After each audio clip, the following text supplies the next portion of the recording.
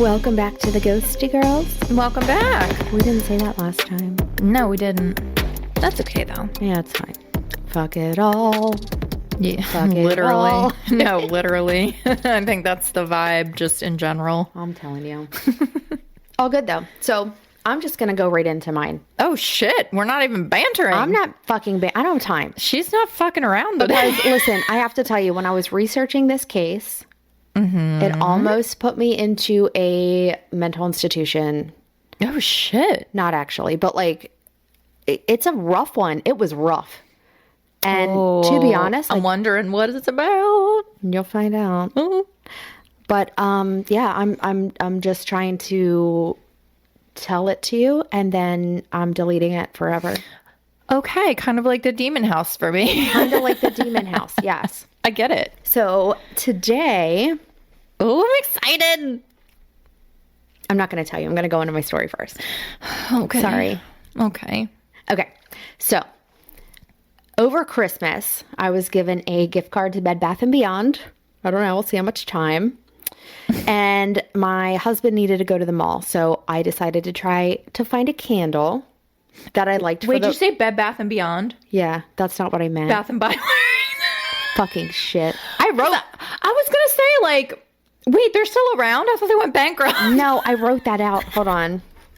That was funny. I wrote Bed Bath & Beyond in here.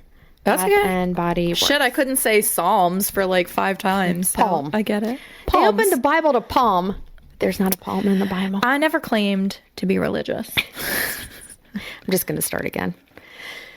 So, for Christmas, I was given a gift card to Bath and Body Works. Oh. As opposed to Bed Bath & Beyond. And I decided that I wanted to try to find a candle using said gift card to bring into the bar that I work at. Because it's a bar and it steaks.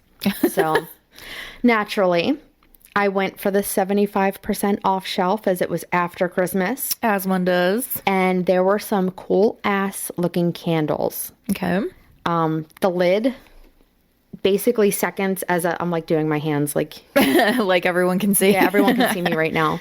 So the lid turns into a candle holder if you put it upside down. Oh, cool. But the top of the lid has this like 3D almost skull in it. Like the skull looks 3D, but you found that on clearance? It was like a Halloween thing on clearance? Yeah, it was Holy 75% shit. off. I'll send you a picture. You of the lucked top. out. I think I did because the original price of this candle was like $40. Oh, yeah.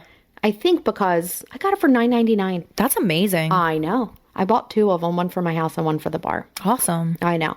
Anyway, so I bought 2, one for the bar and one for my house. And of course, as soon as I got home, I lit the candle. It smells amazing. And the candle itself is called Vampire Blood. Oh, yeah. I like those. Yeah, it's like this almost strawberry Yeah, smell. It doesn't remind me of a Halloween smell, but I really like it. Yeah, it's fruity and delicious. Yeah. So, of course, naturally, I started thinking about vampires, which led me to thinking about the show True Blood. I, of course, went down the rabbit hole, of vampires, and I came across the Brooklyn Vampire. The Brooklyn Vampire? The Brooklyn Vampire. Okay. That's just one of his names, and that's who I'm going to tell you about today. The Brooklyn Vampire. Mm-hmm. And Okay. some of this story is even more local to us than Brooklyn. Oh, I know. I'm excited. So first things first, I do want to issue a trigger warning. I will be talking about self-harm, cannibalism, pedophilia, child abuse, and child murder. God damn. Yeah. That's the trifecta right there. Listen. Quadrecta. Is that a word? I don't know. This is why y'all are here. Again, this was a tough one for me. So if you need to step Can't imagine away. why. No, not. So weird. I know. I mean, once I got into it, though, I was like both disturbed, sick to my stomach, but intrigued. Okay. Like, you know what I mean? Like I had to, I didn't have to, but I kept reading and I was like, okay, people need to hear about this asshole. Anywho, long story long. If you need to step away, tune in next week. We get it. If you still need your weekly dose of dumbasses, just try the episode on the Mandela Effect or Krampus. Yeah, because, I mean, in all honesty, the next week is probably going to be fucked up, too. So, yeah. Just don't come back. Just kidding. Just kidding. No. We need you here. Yeah, we love you. Come back. Anywho, So yeah, just try to find a different episode without the heaviness if this one's too much.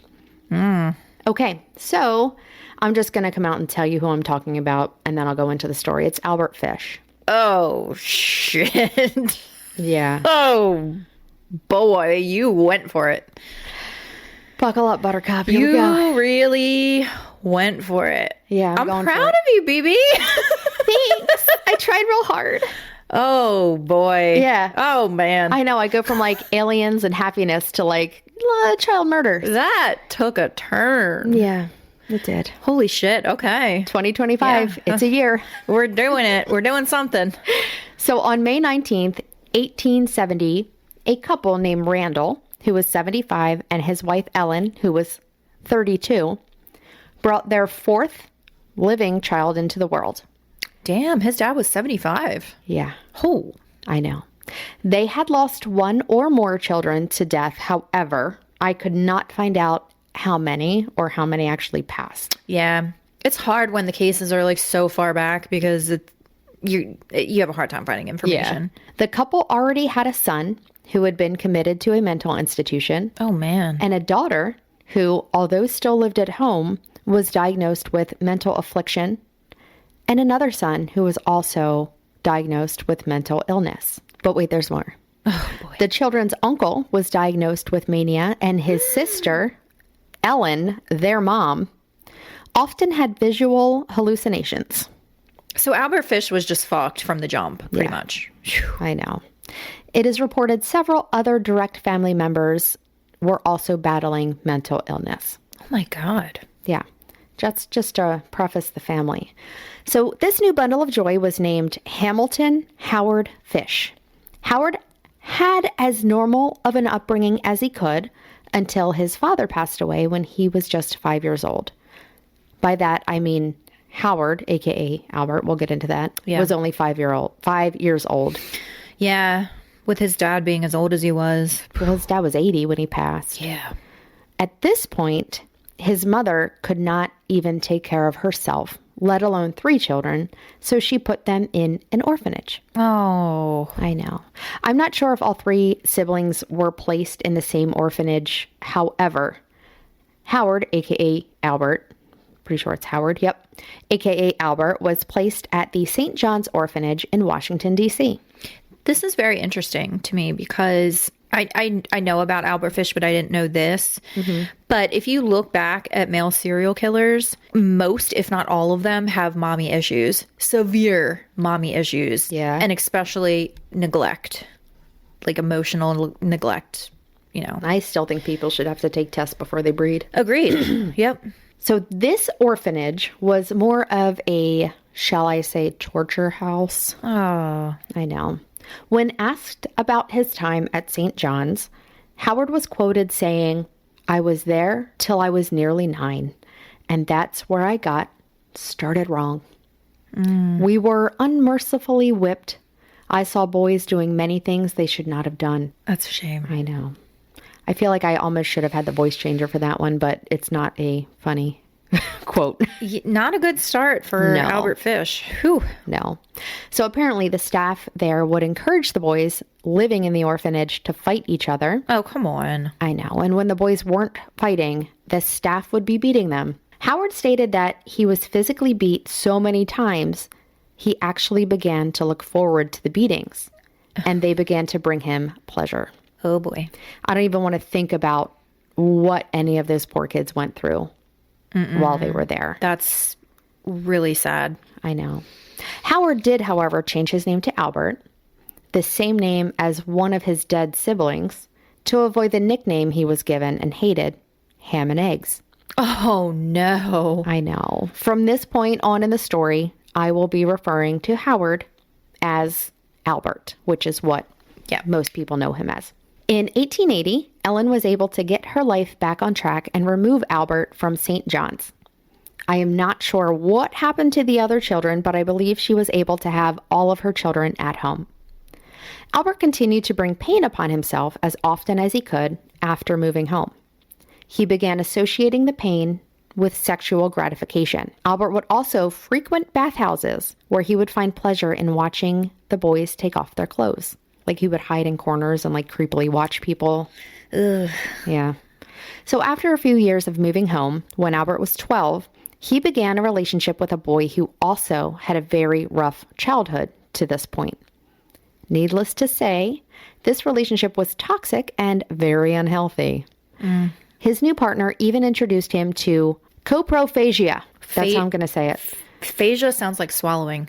Coprophagia? Oh, what is that? Coprophagia, and words I can't even pronounce. So I'm just going to say it was essentially the practice of consuming human waste. Number 1 and number 2. I'm just going to leave it there. Oh, no. Don't love that. Yeah. I see. really Do you see why this is like a dark one? I'm so sorry. Albert Fish was fucked. Yeah. Like I don't know a lot about his upbringing, but I do know some of the shit that he did. And y'all are in for it. Yeah. This relationship luckily ended. However, the amount of pain that Albert needed to meet his, quote, needs continued to increase. He eventually began self-mutilation, self-flogging with nail-encrusted paddles, and stabbing long needles into his stomach and groin. When Albert turned 20, he decided to move to New York and pursue a career in prostitution. I know. I'm sorry, I don't mean to laugh, but it's just like... You laugh because you're uncomfortable. Reaching for the stars there. I know what I want to be. I'm moving to New York. It was with this freedom that he began to lure young boys in hopes to torture them with his nail paddle and then molest them. Ugh. I'm not going any further into this. So we're going to fast forward to 1898.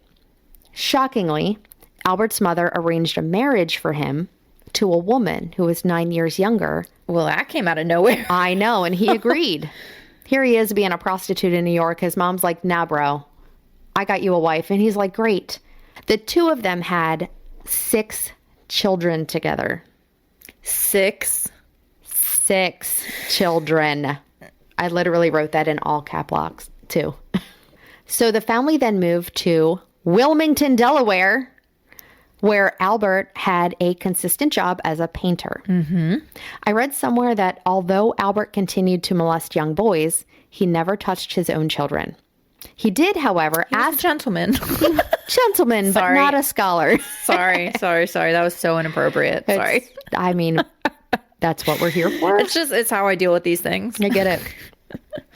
He did, however, ask his children and their friends to use his nail paddle on him. What? Yeah. He would ask them to beat him with his nail paddle until he was bleeding. Okay. I'm sure that's not scarring for a kid at all. Right. And it's not abuse or anything. No. You know? So during this time in Delaware, he met and potentially groomed a 19-year-old named Thomas Kedden, or Kedden, Kedden, with whom he began a sadomasochistic relationship. I hope I said that right. Yep, you did. 10 days into the relationship, Albert lured Thomas to an abandoned farmhouse with the promise of a sexual date. However, upon his arrival, Albert locked Thomas in. Thomas was then bound and tortured for 2 weeks. Yeah, in the same place for 2 weeks. And then Albert took his time mutilating his body, ultimately cutting off half of his penis. Just half? Just half. It is recorded that Albert had every intention to kill Thomas. However, he couldn't go through with it. So he wrapped the still attached half penis with Vaseline and a cloth, kissed Thomas, and left him $10. Wow. Yeah, I couldn't find anywhere what happened to Thomas or anything after Albert left him, but Albert is recorded saying, quote, "I shall never forget his scream or the look he gave me. I took the first train I could get back home, never heard what become of him or tried to find out," end quote.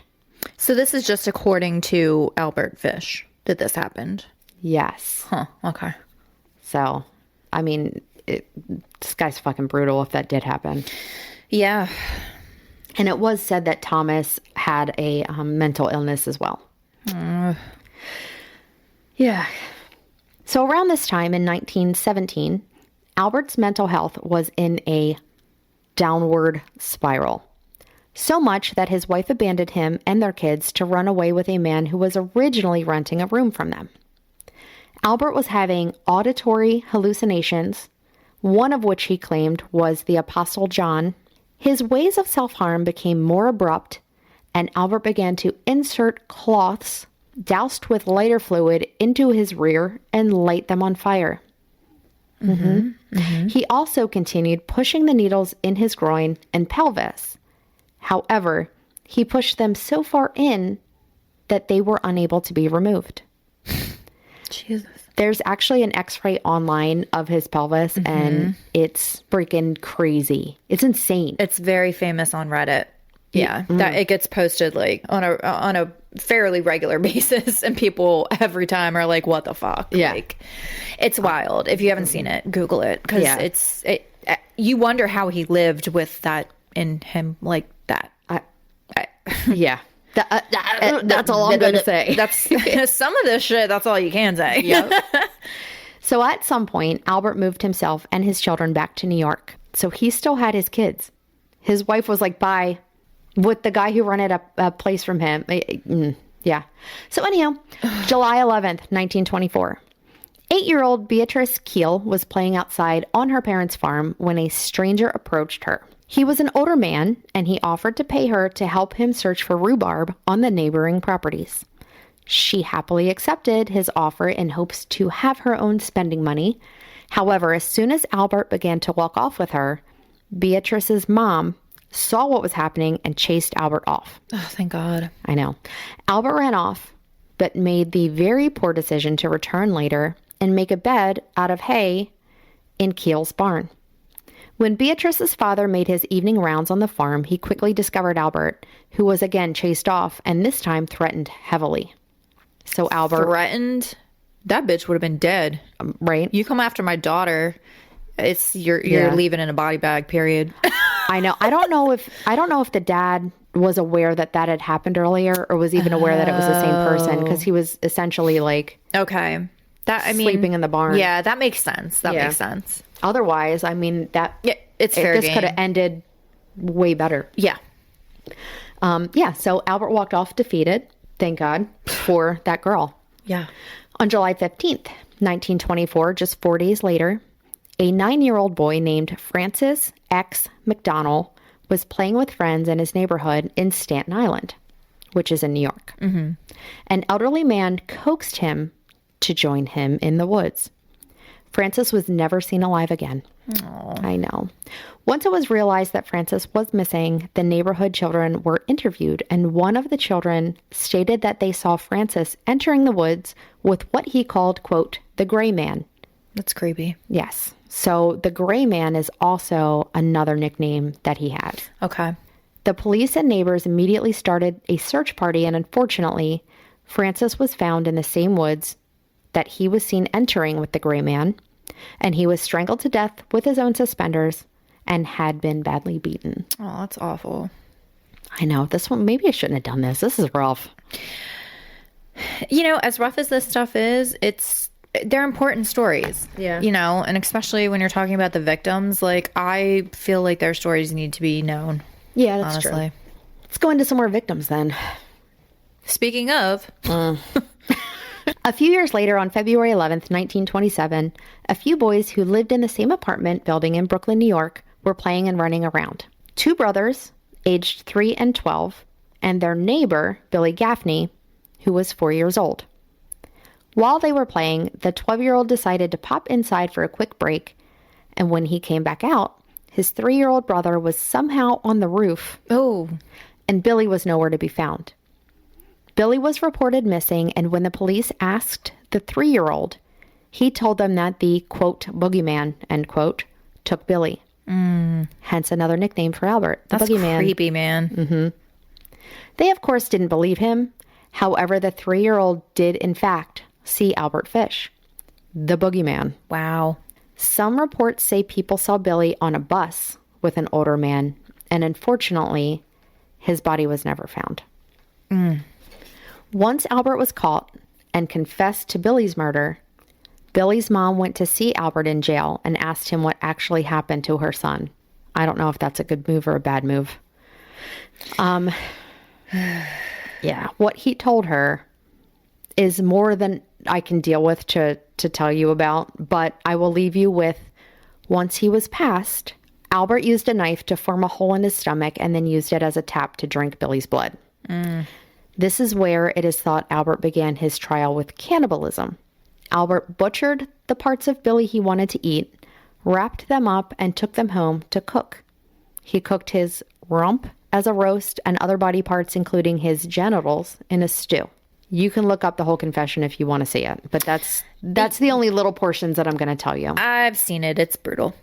I would recommend probably not. Yeah, don't read it. Just take what I'm telling you. Unless you want to have a bad day, or unless you are,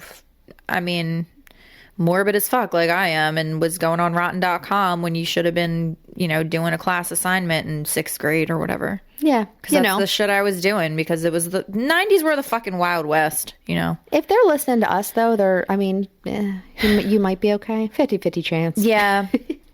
Mom, don't do it. It could go one of two ways. Yeah. Yeah. We're either going to gain a follower or lose 5. Right. So because of the whole drinking the blood thing, too, that's where he got another nickname, the Brooklyn Vampire, which is how I found this story. He's got tons of nicknames. Yeah. The Gray Man, the Boogey Man, Brooklyn Vampire, Ham and Eggs. He's like BTK, but except BTK, tried to name himself and gave the police a list of names that were mostly really dumb. Really dumb. Like the Garrote Phantom. I can't wait to say that. I can't wait to get to BTK. He's a fucking idiot. Garrote. Albert was bored eventually, and he turned to answering classified ads of people who were looking for work. One specific ad was that of Edward Budd, who was 18. Edward was looking for part-time work to support his family. The plan Albert devised was to scope out the children of the family by answering Edward's ad with the promise of work. To talk more about the open position, Albert used the false name of Mr. Frank Howard and organized to meet Edward and his family at their home. Albert missed the first date, but apologized with a telegram and then followed up with a new date. He actually showed up for the second date, which was June 4th, 1928. When he arrived, he was bearing gifts for Edward's wife and children. And at this point, they had no reason not to trust him. He seemed like a kind, gentle old man. And honestly, if you look at pictures of him, he kind of looks like he could be an everyday grandfather. I was just going to say, he looks like somebody, like a pup-up walking down the street. Yeah. I would agree with that. Yep. So the family and Albert ate lunch together, and afterwards he told them that he had to go to his niece's birthday party.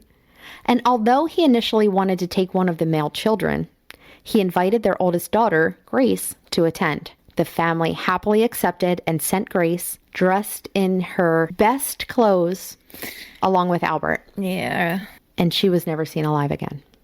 Yeah. Grace's parents, Delia and Edward, reported Grace missing, and a huge search for her ensued with no luck. Her mother never gave up hope to at least bring her body home.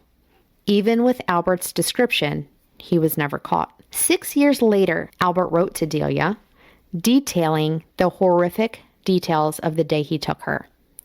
I absolutely refuse to go into that much detail here, but I will give a brief recap of the letter that Delia received on November 11th, 1934.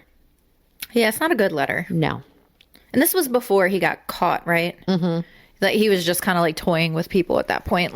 This is what I did. Yeah, basically. Yeah, he's a nasty fuck. Yeah, I can't. Ugh. So, oh God. Okay, here we go.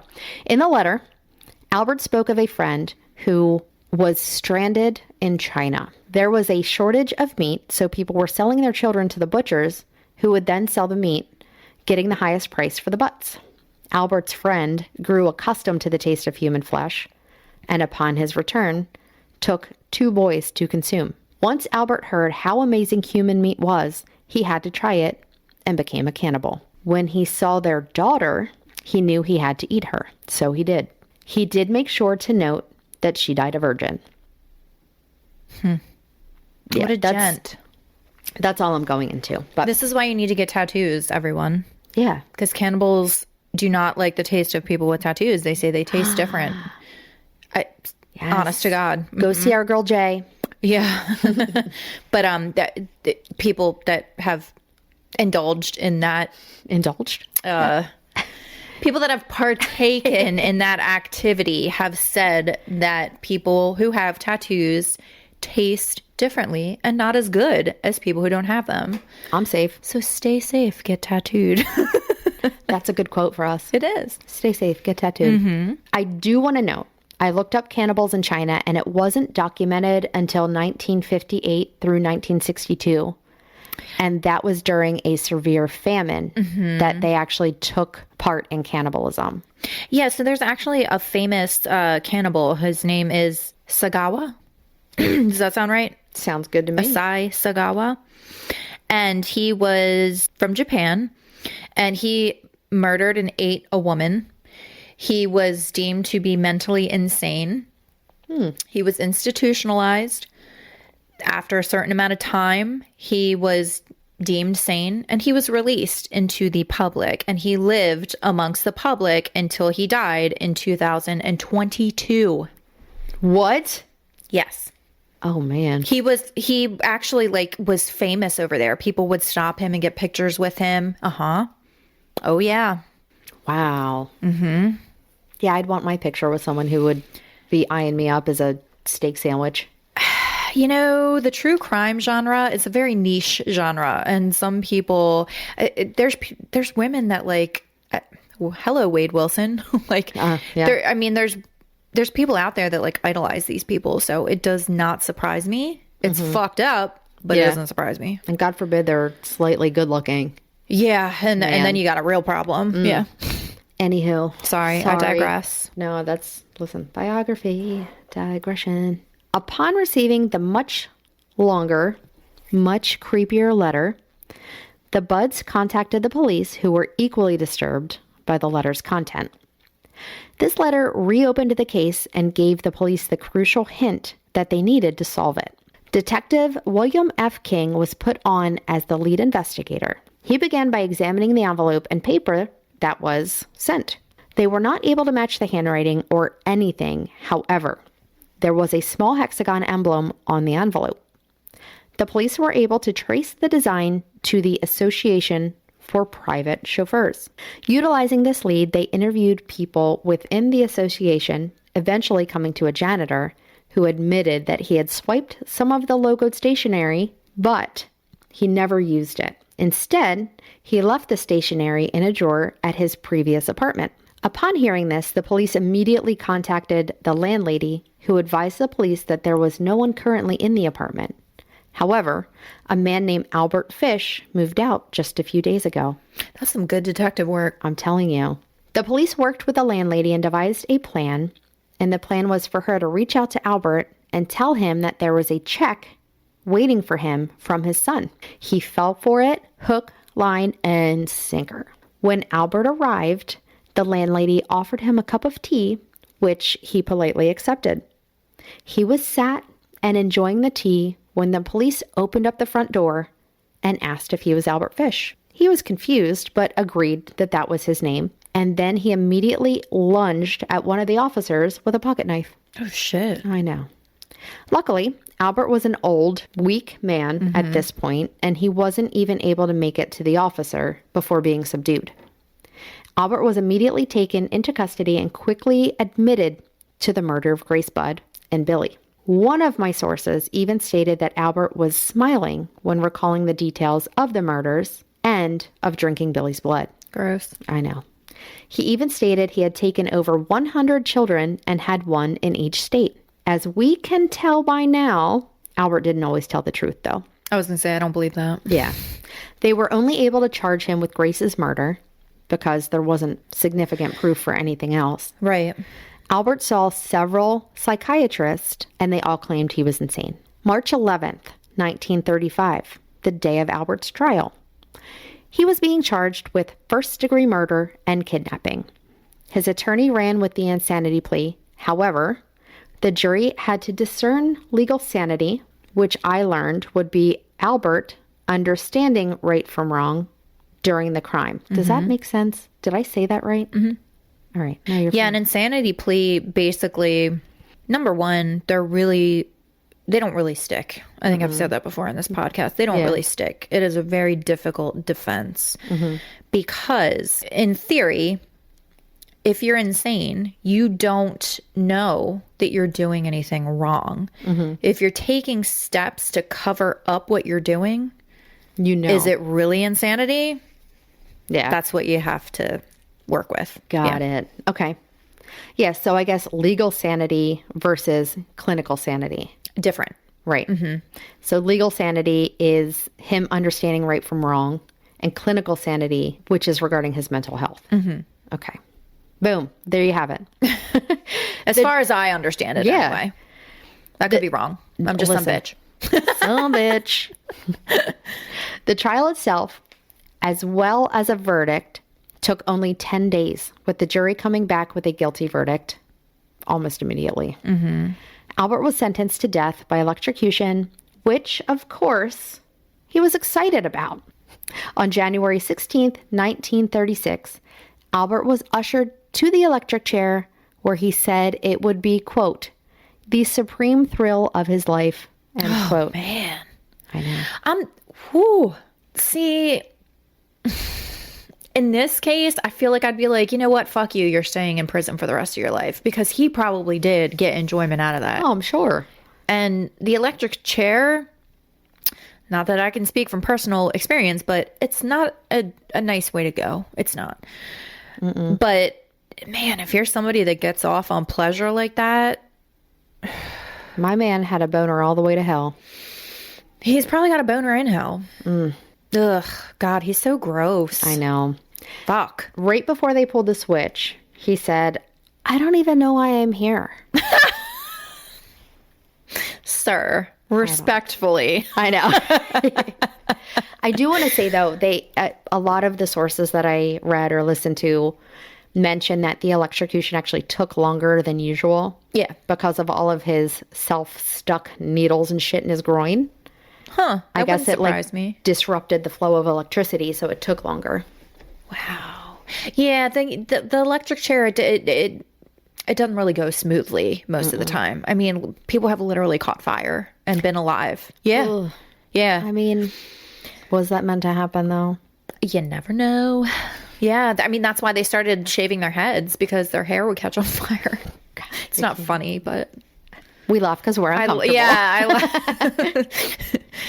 I just like, and that makes me picture like, have you ever seen Ted Bundy's like death picture? No. Yeah, he's got a shaved head, and it's so weird looking, because you think Ted Bundy, you think like full head of hair, you know, and yeah, he got the electric chair and he had his head shaved. Yeah, man. That was my story on Albert Fish, and I promptly need a shot of tequila. I need a shower because I feel dirty after that. And a shower, yeah, that's a good call. It's raining outside. I'm just going to go out there and ask God for forgiveness. Yeah, Albert Fish he's one of the nasty ones. Yeah. And it just like you think of the nature versus nurture, and man, he had both of them going on. Because, you know, the nature part of it, mental illness, it was very prevalent in his family. And then you have the whole nurture thing where, you know, from a young age, he was put in an environment that he was tortured. And also you throw pleasure into that. And that's a common thing that you see with male serial killers as well. Like a lot of times they have that, once that violence and pleasure button is pressed, it is very difficult to turn it off, because your mind associates that like torture with sexual pleasure. It rewires your brain. It ain't good. I can't imagine never ends well. It's just an unfortunate situation all around. And you know, you have to wonder if his mom wouldn't have put him in that orphanage, would he have turned out this way? I don't know. I think he still would have been fucked either way, to be honest, because I think he would have, but would he have been so aggressive. masochistic? Is that the word? Yeah, it's a good one. Would he have associated the pleasure with the violence?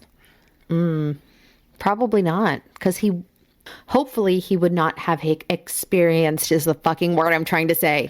Experienced. Hopefully he would not have experienced the beating and the fighting and so much trauma in the orphanage. Right. Man, that's rough. It's really rough. Fucking sucks. It does, and it's hard because like you can feel bad for the child, but not the adult. Like I feel bad for child Albert Fish, but not adult. Yep. Oh man. Yeah. If there's any lesson to take from this, it's you. Oh my God, I say it all the time. You have to be so fucking careful how you raise your children. Everything you do shapes them as a human being when they reach adulthood. Everything you do, everything you don't do. It's terrifying. It's being a parent is a hard, fucking scary ass job. I mean, and we'll get into more of that, especially when we go through like serial killers of the 70s and 80s and how their relationships were with their mothers. A lot of it stems from the relationship with the mother, especially when they don't develop that nurturing relationship. You know, if they don't feel nurtured by their mother, it doesn't tend to end well. Yeah. It's crazy. You got to establish that bond very early on. Yeah. It's just like how females, when you don't have a good relationship with your father, you end up having daddy issues when you get older. Like, and then you become a slut. Or you just pick the wrong partner over and over and over and over and over because that's all you know. Yeah. You know, it's just raise your kids right, guys. Please. Fuck's sake, man.